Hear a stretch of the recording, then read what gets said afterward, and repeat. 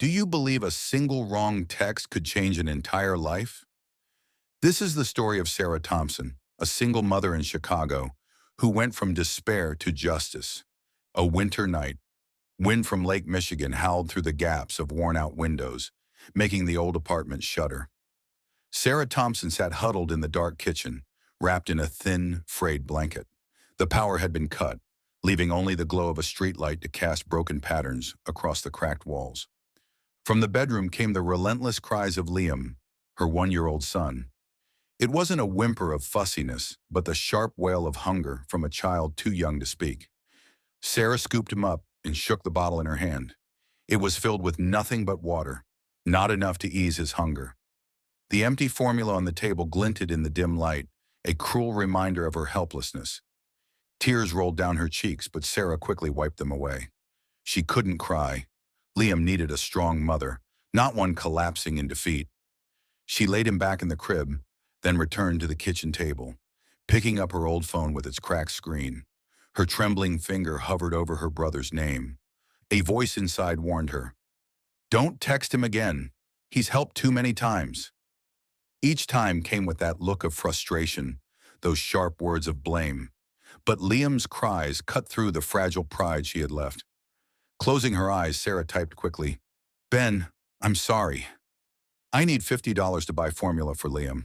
I'll pay you back on Friday when I get paid." She pressed send. In that moment, Sarah felt she had given up the last shred of her dignity. 5 minutes later, the screen lit up. Sarah grabbed the phone, her heart pounding. But instead of the expected reply, "All right, fine," there was only one short line. "I think you sent this to the wrong person." Her body went cold. One wrong digit, and her plea for help had landed in a stranger's hands. Panicked, she typed, "I'm sorry, please ignore this message." Then she shut off the screen and tossed the phone aside, as if that could erase the humiliation. She sank to the floor, clutching her knees, while Liam's sobs filled the night. A flash of memory pierced her. Being called into her old company's office, the manager sliding a termination letter across the desk saying flatly, "We can't keep you." Sarah walked out silently, her pregnant belly heavy, clutching a small box of belongings. Not a single glance followed her. Another tear slipped free. She whispered under her breath, "Have I really hit rock bottom?" Just then, the phone buzzed again. Sarah froze. Her hand shook as she picked it up. A new message appeared, brief yet enough to make her heart lurch. "Is your little boy going to be all right?" Sarah had no way of knowing the stranger who replied was one of the most powerful men in Chicago, and this was only the beginning of her fateful journey. Sarah sat frozen, her eyes fixed on the phone screen. That question wasn't an ad or a prank. It was brief, yet carried a genuine concern. "Is your little boy going to be all right?" Her throat tightened. After a pause, she typed, "We'll manage. I'm sorry for bothering you." She exhaled, set the phone down, and told herself to let it go. But seconds later, the screen lit again. "I can help." "No conditions." Sarah let out a bitter laugh. A stranger in the middle of the night offering money with no strings? In her world, nothing came free. She replied, "Thanks, but I don't take money from strangers." The answer came instantly. "A wise policy. But my name is Ethan. Now I'm not a stranger anymore." Sarah went still. The name meant nothing to her, yet the patience and certainty in those words made her heart tremble. In the dark, Liam began crying again. She held him close, patting his back as tears spilled down her face. In a moment of weakness, she sent her Venmo account. A part of her still believed nothing would come. But 3 seconds later, the phone buzzed hard. Sarah opened it, her eyes widening in disbelief. $5,000. She read it again and again, her pulse racing. $5,000, an impossible amount. She had only asked for 50. Her whole body shook, nearly dropping the phone. "I only needed $50. This is far too much." She typed, her palms damp with sweat. The reply appeared at once. "Keep it. Consider it peace of mind. Take care of Liam. No conditions." Sarah broke down sobbing.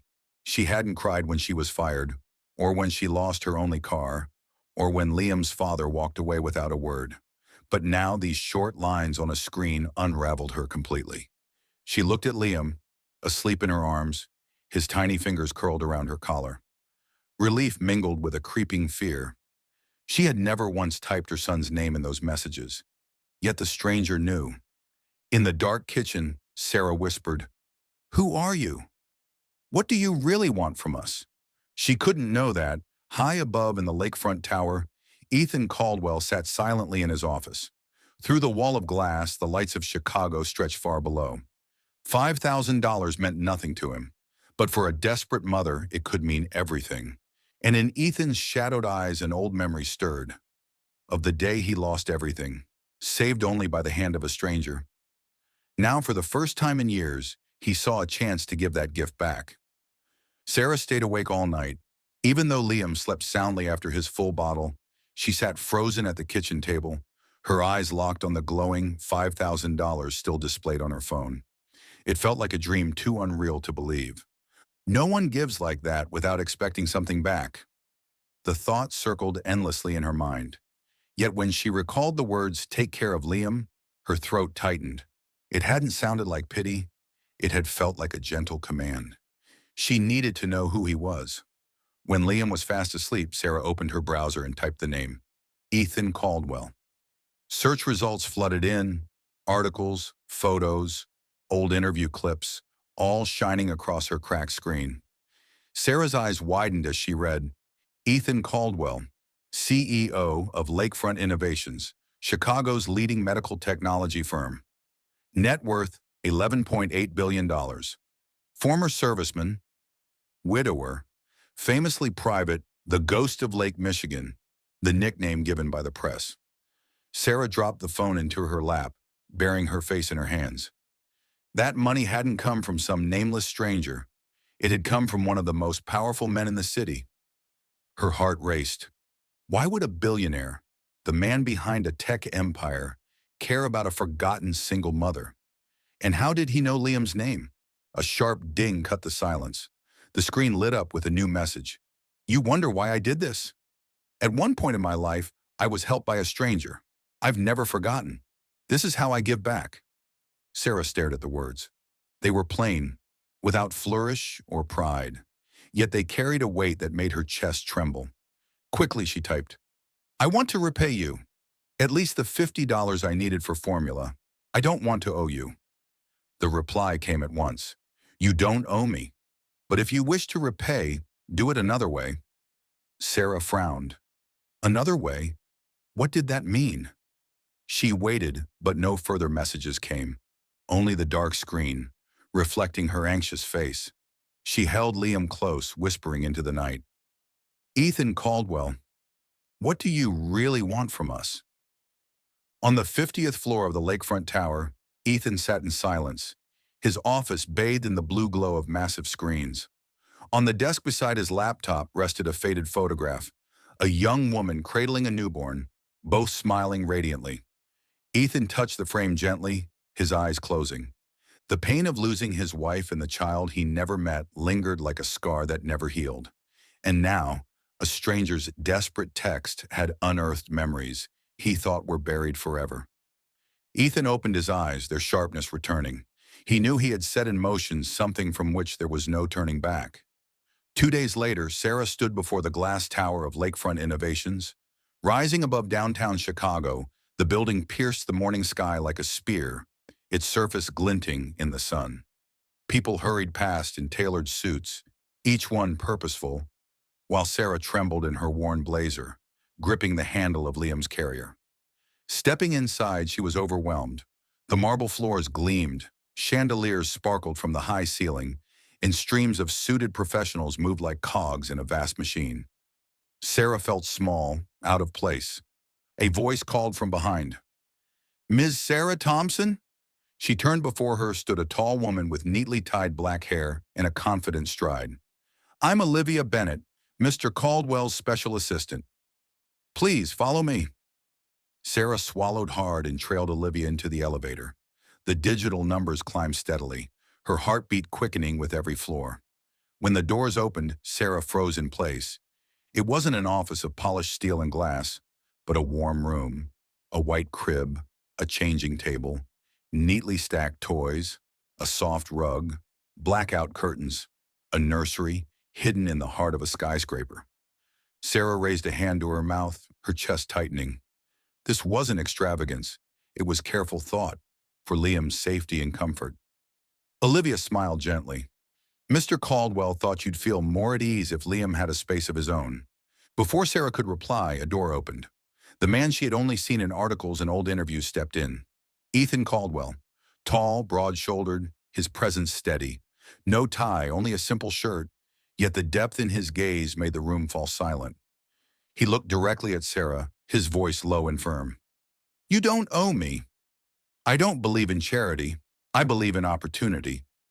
Sarah stood still as Ethan sat at a small round table, sliding a folder toward her. 3-month trial period, internal audit support role. A salary that's enough so you'll never have to worry about the formula again. If it's not a fit, you can walk away at any time. She opened the folder. The starting salary made her pulse race. It was what she had once earned in 6 months of work. Why me? Her voice cracked. Ethan's eyes never wavered. Because I saw a mother willing to lay down her pride so her son wouldn't go hungry. That's someone I can trust. Sarah's throat tightened. She looked toward Liam, peacefully sleeping in the nursery. Tears spilled unchecked down her cheeks. In that moment, she knew a door had opened. Yet with it came a sharper fear, that behind this opportunity lay challenges far greater than she could imagine. From the instant she stepped into this tower, Sarah's life was bound to change forever. On her first day, Sarah stepped into her new office at Lakefront Innovations. The room wasn't large, but it was bright. A tidy desk stood ready with 2 wide monitors, and a comfortable swivel chair waited for her. Through the glass wall behind, she could see the nursery, where Liam played with wooden blocks under the watch of a caregiver. She drew a deep breath and placed her hands on the keyboard. It had been more than a year since she last worked on audit reports. A wave of doubt ran through her. Was she still capable? But as the screen lit up and rows of numbers filled the page, the old rhythm returned, like a familiar song playing after years of silence. She began scanning each column, each table of data. Then her eyes caught something strange. Small payments repeated across different departments. Each was under the radar, but together they formed a hidden stream. Tilting her head, Sarah jotted notes, her pulse quickening. This isn't a random error. Someone arranged this. At noon, Olivia stopped by with a hot coffee. Sarah looked up and gave a faint smile. I'm afraid I won't keep up. Olivia set the cup down, her gaze steady. You're here because Mr. Caldwell believes in you. Don't forget that. That afternoon, Ethan appeared at the doorway. He strolled, sleeves rolled, presence commanding, yet not distant.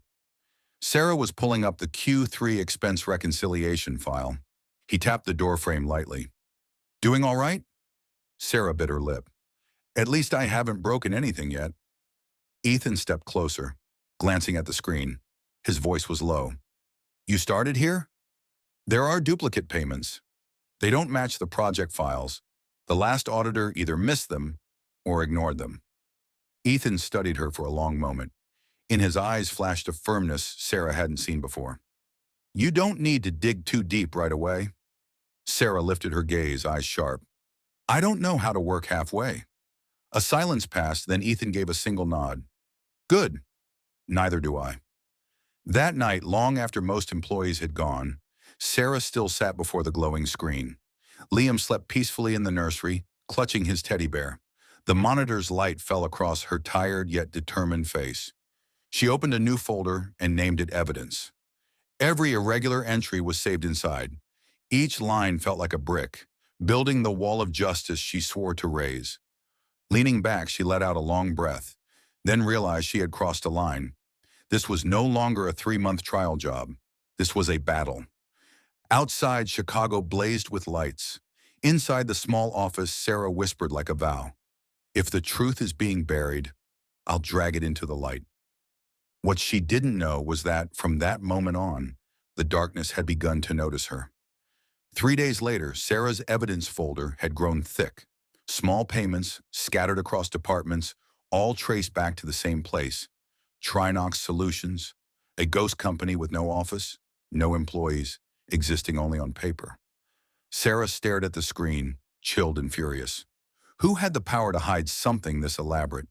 She carried the data to Ethan's office. On the top floor, warm golden light filled the room, yet the air felt heavy.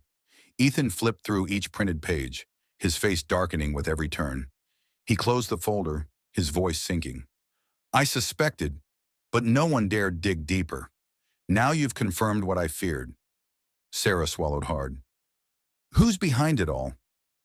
Ethan straightened, his eyes like steel.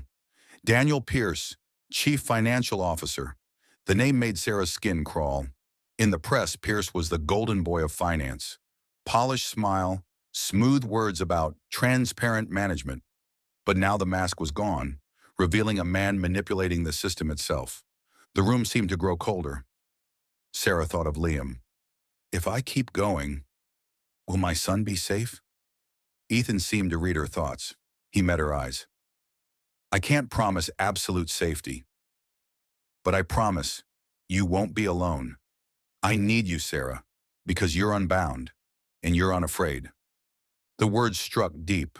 Part of her wanted to run, to return to a simple life, as long as Liam was safe. But another part, the student who once excelled, the woman who once believed in justice, refused to step back. That night, Sarah returned to her small apartment. After Liam fell asleep, she opened her laptop and pressed on. In the silence, each click sounded like a drumbeat. Suddenly, her inbox lit up. A single line appeared, cold as ice. Sarah Thompson, you're going too far. Think of your son before it's too late. The phone slipped from the table, clattering to the floor. Sarah's hands shook violently. Someone was watching, and they knew exactly who she was. Meanwhile, on the 50th floor, Daniel Pierce reclined in his lavish office. A glass of red wine swirled in his hand, the light glinting off his thin smile. On his laptop screen, the sent email glowed. He whispered with disdain, "You really think a single mother can take me down?" In that moment, the true power struggle began, and from here there was no turning back for Sarah. The air inside the Lakefront tower felt frozen.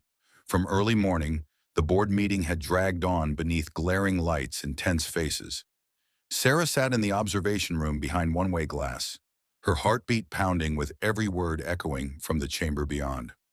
Daniel Pierce strode to the head of the table, confidence bordering on arrogance. In his hands, a thick report fanned out in flawless charts and polished numbers. He spoke at length about bold strategies and remarkable achievements. A few board members nodded slightly. Sarah could feel it. The balance hadn't tipped yet. Then Ethan slowly placed another file on the table. A bright red seal glared like a blade cutting through the fog. He opened the pages, his voice calm but edged with steel. An independent auditor has verified this report. Every irregular payment leads to one address, Trinox Solutions. A murmur rippled across the room. Suspicious glances flicked toward Pierce. His face blanched for an instant, then quickly regained composure. He stood smiling faintly. Those numbers, they're fragments of data. Nothing proves they tie back to me. You need evidence, not speculation. From his case, he drew another set of papers, sliding them toward the board. This is the real report. Everything is transparent. The tension in the room held steady. A few members exchanged hesitant looks. The balance refused to fall. Behind the glass, Sarah felt the blood drain from her face. If the board didn't believe, all her work would vanish into nothing. Rachel leaned close, whispering, "We need absolute proof. Without it, Pierce walks free." Sarah swallowed hard, her chest in turmoil. She knew paper records could constantly be challenged. But Pierce's office computer, the hard drive holding the original transactions, would be the final strike. She turned to Rachel, her eyes blazing with resolve. This battle wasn't over. It had only reached its final hand. Night settled over Chicago, the lights of the skyscrapers shimmering across Lake Michigan like shattered glass. But inside the lakefront tower, darkness swallowed every silent corridor. Sarah walked in silence beside Rachel, a small flashlight in her friend's hand. Each footstep echoed on the marble floor, heavy as a funeral drum. They had just left the board meeting with their nerves frayed. Pierce had struck back, and the directors were still wavering. Only the hard drive in Pierce's office could end the deception once and for all. Ethan had given them a special access card. He remained on a lower floor, ready to draw attention away if needed. Before they left, he had said only one thing: "We can't afford to fail this time." The lock on Pierce's office clicked open after Rachel worked the keypad. The beam swept across the room. Polished desk, neatly stacked files, every detail too perfect, too staged. Sarah moved toward the safe. Her fingers trembled as Rachel keyed in the code Ethan had secured. A soft click. The door swung wide to reveal a small silver hard drive, compact yet weighted with the truth it held. Sarah lifted it, her hand icy cold. Just then, another chill swept the room.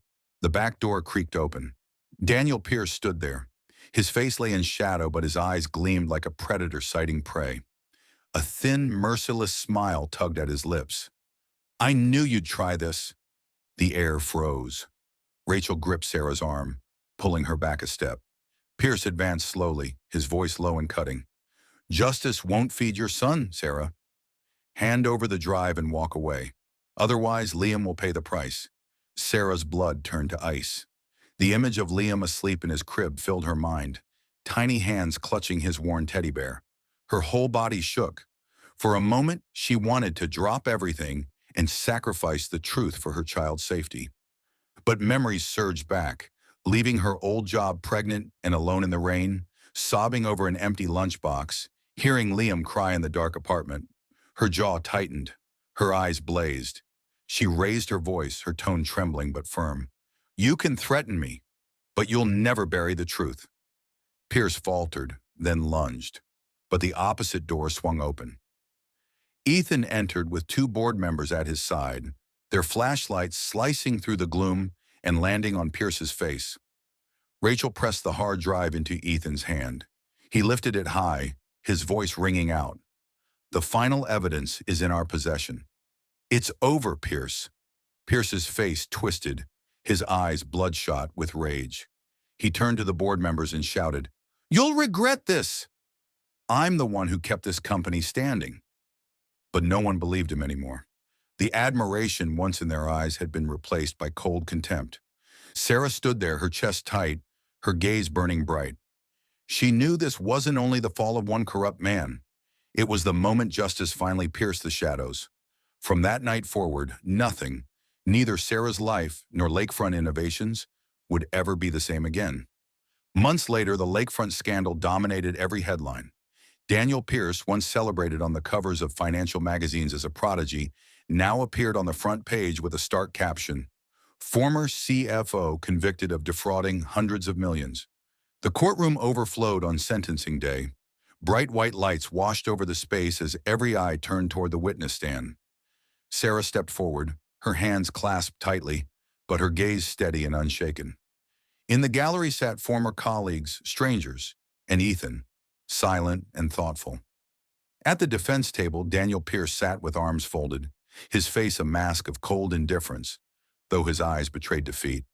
The judge asked, voice even but commanding, "Ms. Thompson, why did you choose to bring all this to light, knowing the danger it posed?"